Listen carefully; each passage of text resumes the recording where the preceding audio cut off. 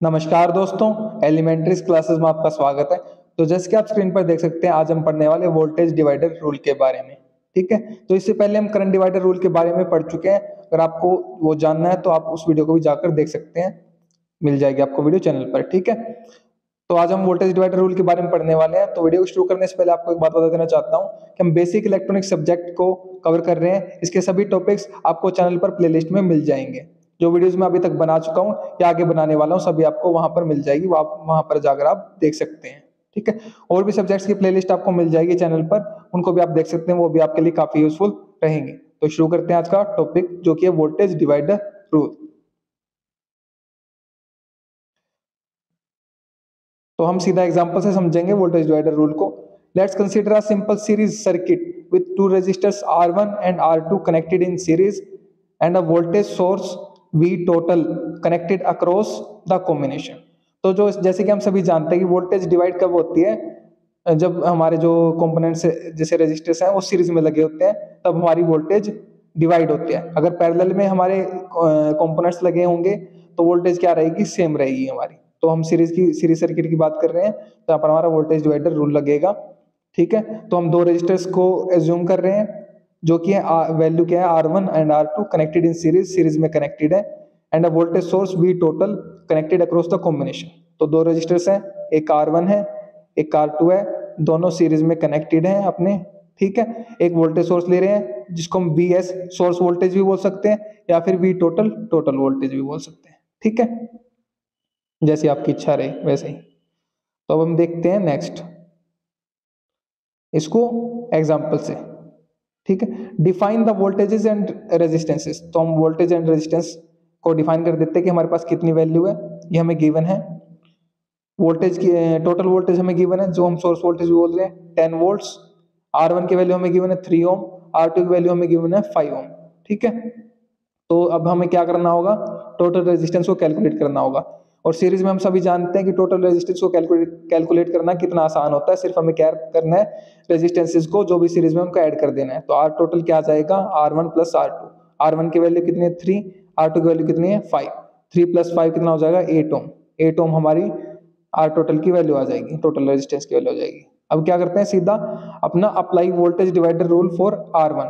ठीक है, voltage divider rule apply करते हैं, क्योंकि हमें क्या है, वोल्टेजेस निकालनी है ना। दो, एक तो R1 के अक्रॉस जिसको हम V1 बोल रहे हैं, एक R2 के अक्रॉस जिसको हम V2 बोल रहे हैं। तो ये दो वोल्टेजेस हमें निकालने हैं दोनों रेजिस्टेंस के अक्रॉस, कि कितना वोल्टेज ड्रॉप हो रहा है इन रेजिस्टेंस के अक्रॉस। ठीक है, तो अब हम देखते हैं पहले R1, apply voltage divider rule for R1। तो R1 में हम देखते हैं कितना वोल्टेज ड्रॉप हो रहा है, कितनी वोल्टेज है हमारी अक्रॉस R1 के। ठीक है, तो V1 हमारी क्या है, R1 के अक्रॉस। ठीक है, तो इसका फॉर्मूला क्या रहेगा, V टोटल, टोटल वोल्टेज हमें गिवन है।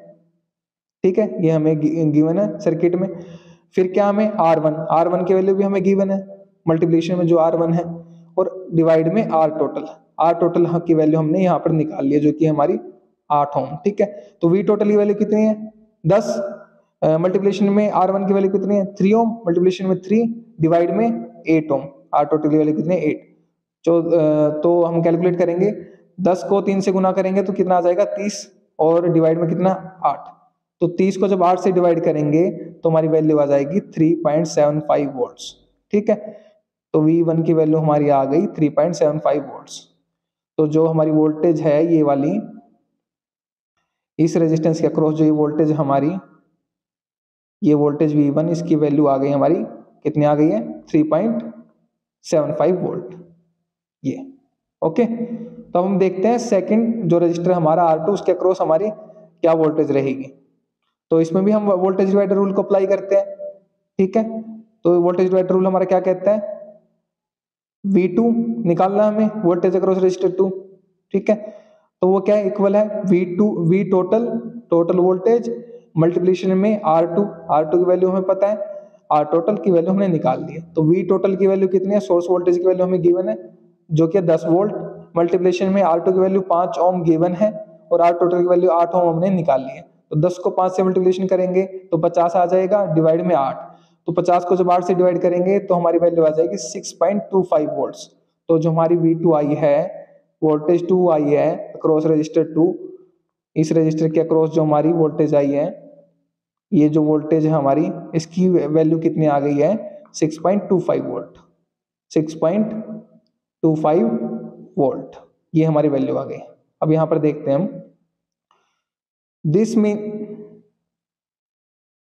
Means that in the given series circuit 3.75 volts is drop across 3 ohm resistor R1। तो R1 के अक्रॉस जो वोल्टेज ड्रॉप हो रही है, वोल्टेज की जो खपत हो रही है वो कितनी हो रही है, 3.75 3.75 वोल्ट, ठीक है। And 6.25 volt is drop across 5 ohm resistor R2।